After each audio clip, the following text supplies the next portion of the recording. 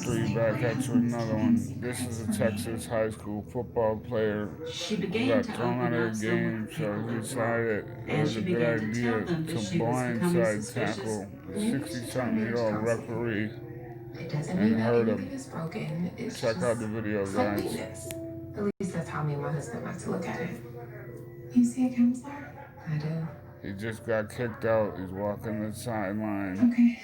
Good. And now he's like, I don't think I'm going to leave yet. He's still going there. And now you're going to see him come from the side. Watch the ref right here. Boom. She was beginning to let That it ref show flew. that she was having some marital terrible. problems and that she was trying to fix her marriage. Why would you do something like that? They say he's one of the best players in college football, high school football.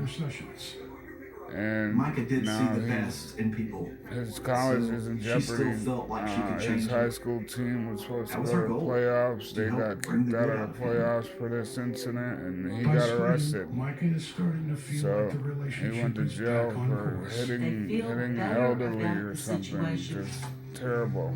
And then there was a day in which prayers for Thomas the ref. wasn't feeling For well. low 203. So on her lunch Peace, break, guys.